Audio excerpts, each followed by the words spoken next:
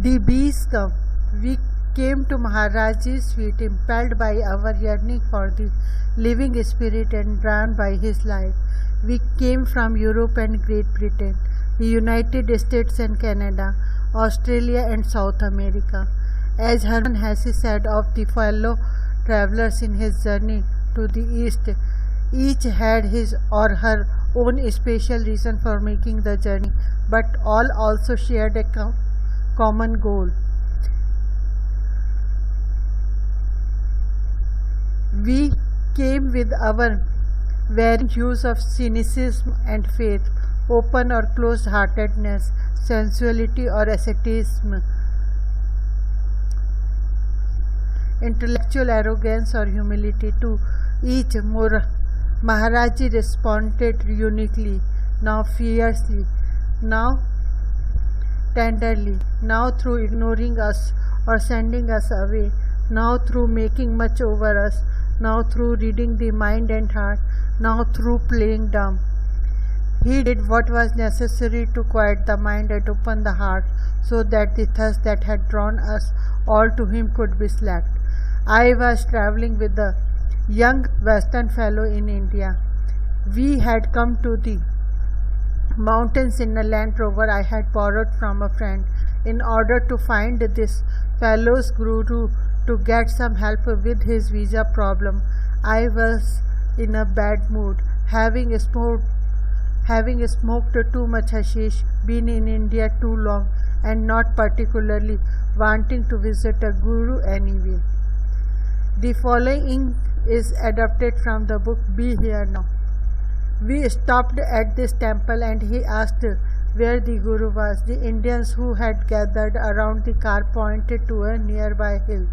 In a moment he was out of the car and running up the hill. They were following him and appeared delighted to be able to see the guru. I got out of the car. Now I was additionally upset because everybody was ignoring me. I ran after them, barefoot, up this rocky path, stumbling all the way. I didn't want to see the guru anyway, and what the hell was this all about? Around a bend of the path, I came to a field overlooking a valley, and in the field, under a tree, sat a man in his 60s or 70s with a blanket around him. Surrounding him were 8 or 9 Indians. I was aware of the beautiful tableau, the group, the clouds, the green valley, the visual purity of the foothills of the Himalayas. My travelling companion ran to this man and threw himself on the ground, doing Danda Pranam, full-length prostration. He was crying and the man was patting him on the head. I was more and more confused. I stood to the side thinking, I am not going to touch his feet. I don't have to. I am not required to do that. Every now and then, this man looked up at me and twinkled a little. His glances just made me more uncomfortable. Then he looked at me and started speaking in Hindi, of which I understood very little. Another man, however, was translating. I heard him ask my friend, "You have a picture of Maharaji?" My friend nodded. "Yes, give it to him," said the man in the blanket, pointing at me. That's very nice, I thought, giving me a picture of himself, and I smiled and nodded appreciatively. But I was still not going to touch his face. Then he said, "You come in a big car?" "You came in a big car?" "Yes, I hadn't wanted to borrow the car in the first place, not wanting the responsibility, so the car was a source of irritation for me." He looked at me, smiling, and said, "You will give it to me?" I started to say, "Walk," but my friend looked up from the ground, where he was still lying, and said, "Maharaji, if you want it, you can have it. It's yours." And I said, "No, now wait a minute. You can't give away David's car like that." The old man was laughing. In fact, everyone was laughing, except me. Then he said, "You made much money in America?" I reviewed all my years as a professor and smugglers and very proudly said, "Yes." "How much did you make?" "Well," I said, "at one time and I sort of upped the figure a bit further to inflate my ego, $25,000. The group converted that into rupees and everybody was awed by this figure. All of this was, of course, bragging on my part. I had never made $25,000, and he laughed again and said, "You'll buy a car like that for me?" I remember what went through my mind at that moment. Although I had come from a family of Jewish fundraisers, I had never seen such hustling as this. He doesn't even know my name, and already he wants a $7,000 vehicle. I thought, well, maybe. I said the whole thing was by now upsetting me very much, and he said, "Take them away and give them food." And so we were given magnificent food, and then we were told to rest. Some time later, we were back with Maharaji, and he said to me, "Come here, sit." So I sat down facing him, and he looked at me and said, "You were out under the stars last night." This, of course, was the English translation of what he said. "Arnabam, you were thinking about your mother." Yes, the previous night, a few hundred miles away, I had gone outside during the night to go to the bathroom. The stars had been very bright, and I remained outside, feeling very close to the cosmos. At that time, I had suddenly experienced the presence of my mother, who had died 9 months previously of a spleen condition. It was a very powerful moment, and I had told no one about it. She died last year. She got very big in the stomach before she died. Pause. Yes. He leaned back and closed his eyes and said in English, "Spleen. She died of spleen." What happened to me at that moment I can't really put into words. He looked at me in a certain way, and two things happened. They do not seem like cause and effect, but rather appear to be simultaneous. My mind began to race faster and faster to try to get leverage, to get a hold on what he had just done. I went through every supper, CIA paranoia I'd ever had. Who is he? What does he represent? Where's the button he pushes to make the file appear? Why have they brought me here? None of it would jail. It was just too impossible that this could have happened this way. My traveling companion didn't know about any of the things Maharaji was saying, and I was a tourist in a car. The whole thing was just inexplicable. My mind went faster and faster. Until then, I had had two models for psychic experiences. One was, well, it happened to somebody else, and it's very interesting, and we certainly must keep an open mind about these things. That was my social science approach. The other one was, well, I am high on LSD. Who knows how it really is? After all, I had had experiences under the influence of chemicals in which I had created whole environments. But neither of these categories applied to this situation, and as my mind went faster, I felt like a computer that has been fed an insoluble problem. The bell rings and the red light goes on and the machine stops. My mind just gave up.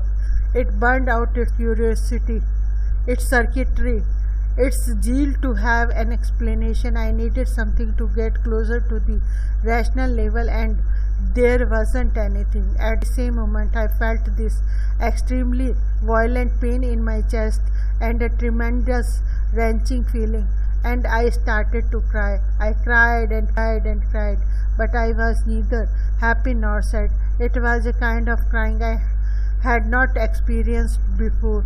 The only thing I could say about it was it felt as I had finished something. The journey was over. I had come home.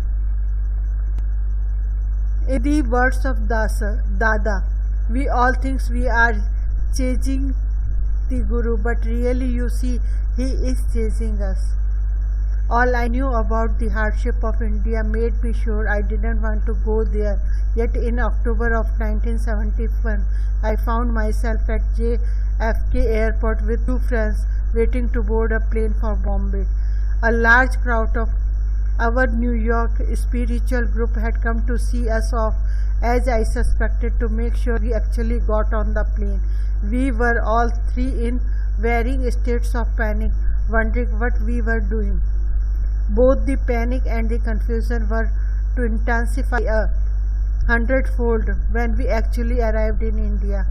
We three, like nearly all the groups of Westerners we eventually joined around Maharaji, first heard of him through Ramdas. Yet, though my life totally changed after the night I first heard Ramdas' lecture, I did not feel drawn to go to India. Partially, the mystic of what going to India represented in those days made it seem presumptuous for me to even consider the trip. Nor was it clear to me that the power of the awakening I had experienced was in fact a connection with Maharaji, that he could possibly be my guru. We had all heard how difficult it was to find him, and what he sent me away as he had others. And what if he sent me away as he had others? Now 3 years later I was going to India, but I still hadn't the temerity to chance rejection. I was going to see some South Indian saints and perhaps later visit up north. There seemed any hope of being received. Coming off the plane in Bombay, we were met by an airline representative in India, a feat in itself, who advised us that we had reservation on afternoon flight to New Delhi and that tickets were waiting for us at the counter. This was a stunner.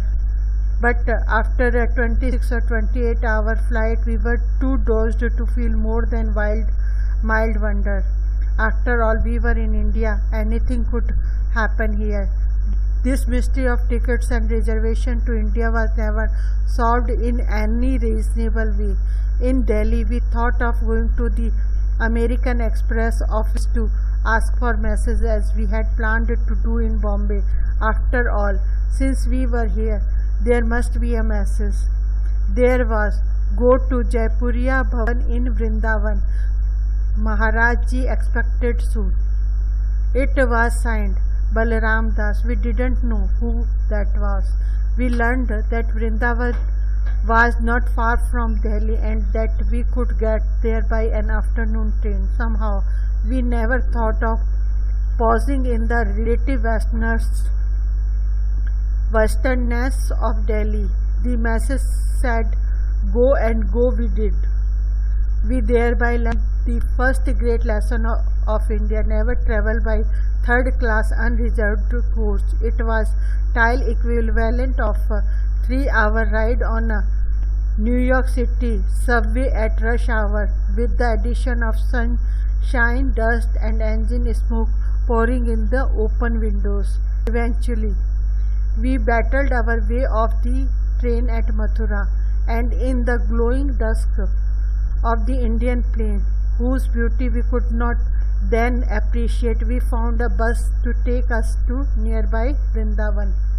There we were put down in the large bazaar of what to all appearances was a 13th century village of winding alleys full of people, rickshaws, dogs, pigs and cows.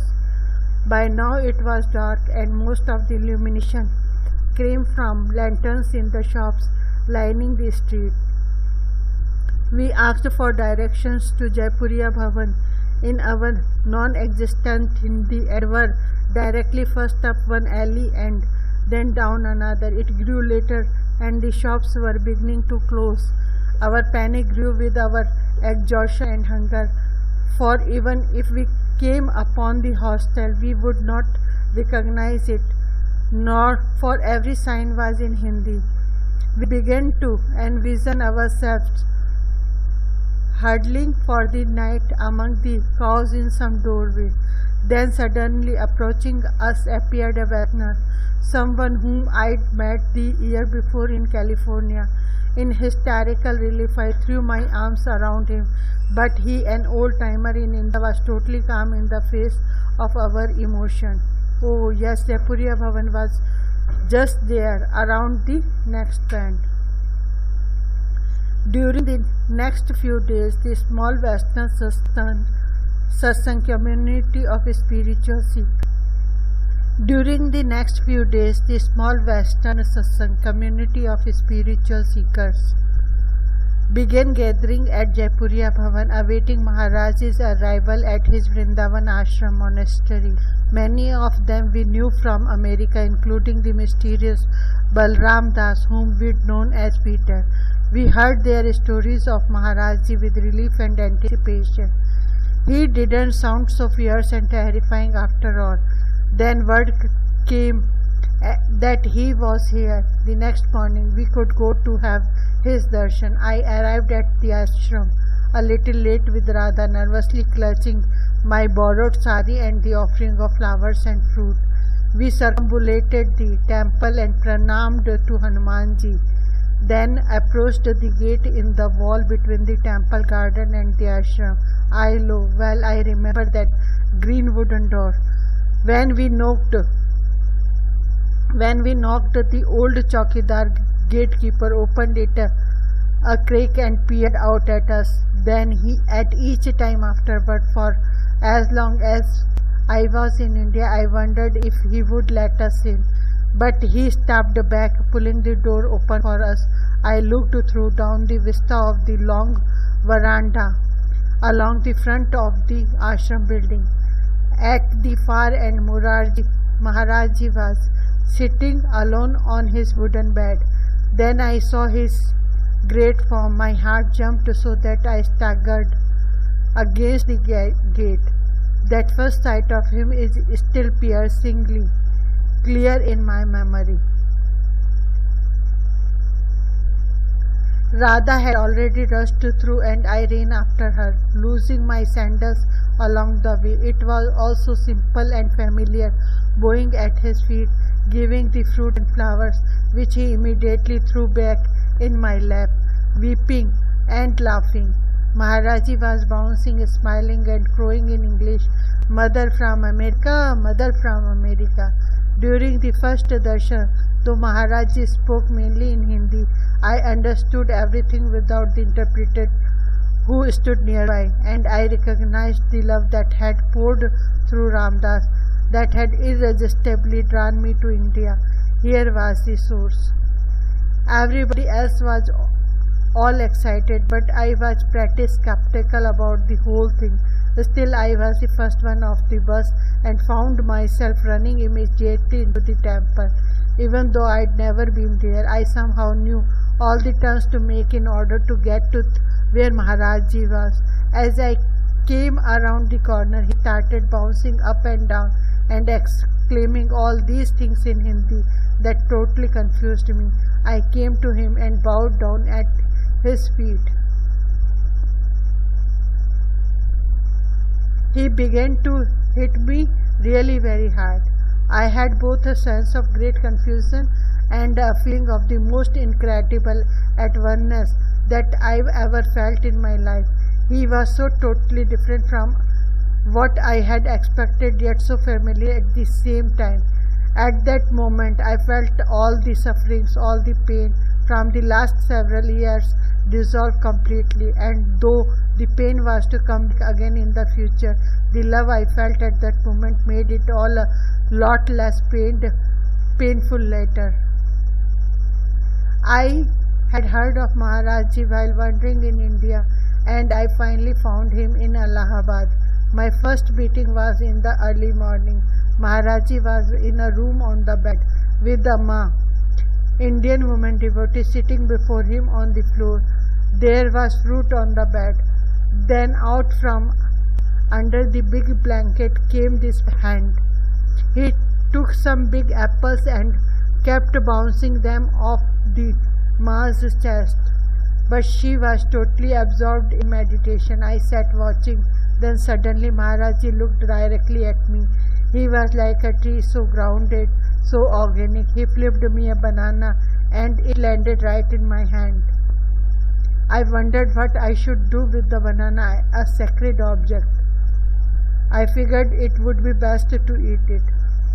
I had come to India from the United States as a devotee in a very intense religious sect. The Guru was the Guru, the final and great savior. After only 2 weeks in his presence, I was clearly disillusioned about him and began to wonder about India on my own, still hoping to find the one true and pure Guru somewhere. Several times in my wanderings, someone would tell me of Maharaji and that he was nearby.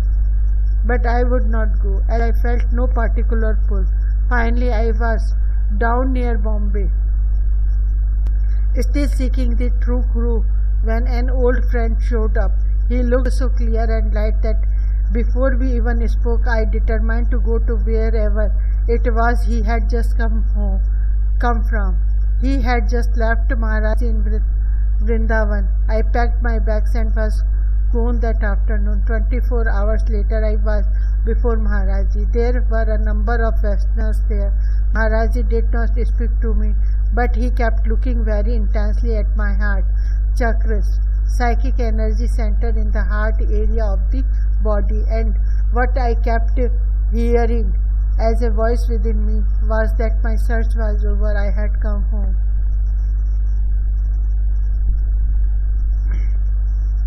I was sitting for several months in Buddhist meditation in Bodh Gaya. After 2/3 of the way through the second month, this funny-looking little man started to appear in the upper right-hand corner of my awareness. Every so often he'd smile. I wondered who he was and just watched him come and go. Later I began to suspect that it was Maharaji, whom I'd heard about the years before. At the end of the retreat, I opened a copy of the 100,000 Songs of Milarepa, and a picture of Maharaji fell out. When we finally got to Vrindavan, where he was supposed to be, we found the gates of the temple locked. Feeling very sad that I had come all this way only to find the gates locked, I went across the street and sat on the culvert. All of a sudden, I felt as if Maharaji had come leaping over the wall, for I was completely surrounded and filled with the greatest love I had ever experienced. I burst into tears.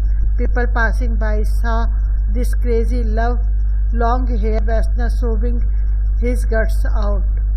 They just looked at me and smiled and continued on. I didn't know what was going on, but I had the clear sense of being home.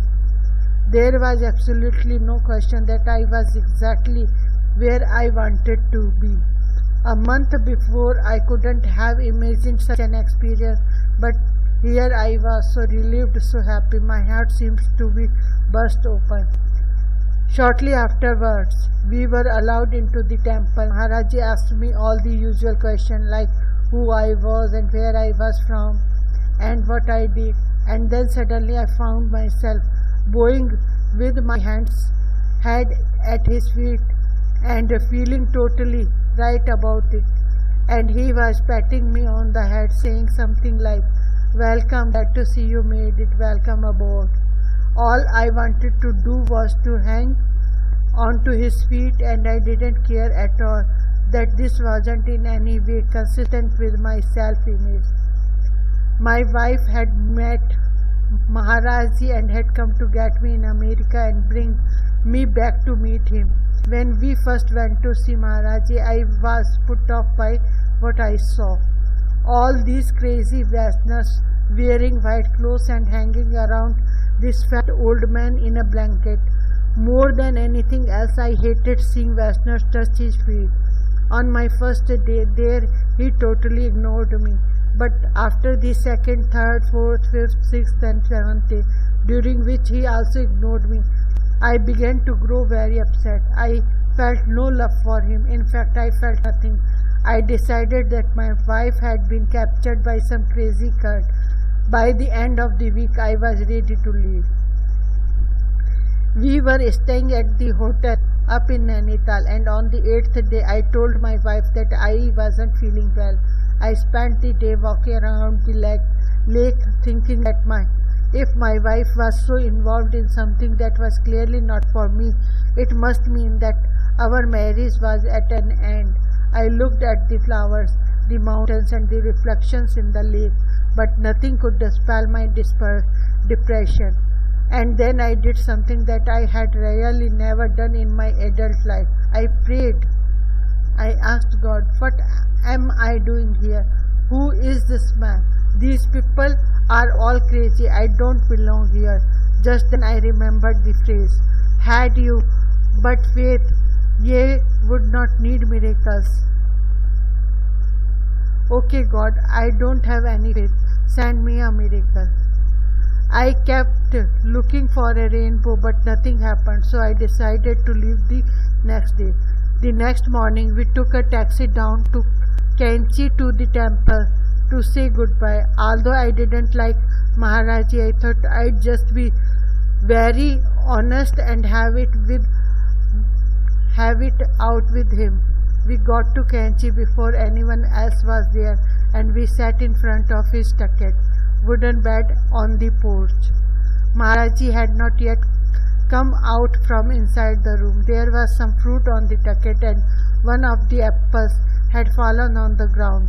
So I bent over to pick it up. Just then Maharaji came out of his room and stepped on my hand, pinning me to the ground. So there I was on my knees, touching his foot in that position I detested. How ludicrous. He looked down at me and asked, where were you yesterday? Then he asked, where were you at the lake? He said lake in English. When he said the word lake to me, I began to get this strange feeling at the base of my spine, and my whole body tingled. It felt very strange. He asked me, what were you doing at the lake? I began to feel very tired. Then he asked, were you horseback riding? No. Were you boating? No. Did you go swimming? No. Then he leaned over and spoke quietly. Were you talking to God? Did you ask for something? When he did that, I felt apart and started to cry like a baby. He pulled me over and started pulling my beard and repeating, did you ask for something? That really felt like my intimation. That really felt like my initiation. By then, others had arrived, and they were around me, caressing me, and I realized then that almost everyone there had gone through some experience like that. A trivial question such as, were you at the lake yesterday, which had no meaning to anyone else, shattered my perception of reality. It was clear to me that Maharaji saw right through all the illusions. He knew everything. By the way, the next thing he said to me was, will you write a book? That was my welcome. After that, I just wanted to rub his feet. It was in London. I was on a bus with many empty seats. Then an old man carrying a blanket got on the bus and chose to sit on the window seat beside me, so that I had to stand up to let him in. This annoyed me somewhat, but as he sat down, he gave me such a sweet, gentle smile that I forgot my annoyance and sat thinking to myself, what a sweet old man. Before the bus came to the next stop on its route, I turned to look at him again, but he was gone. The bus had not stopped again since he had gotten on. How could he have gotten off without my standing to let him pass? Later I went to India on the advice of a friend who had been there, and I saw a picture of Maharaji. It was the same man. I located Maharaji and found out that on the day I had seen him on the bus in London carrying a specific plaid blanket, a woman in India had given Maharaji just such a blanket, which he was wearing the same day.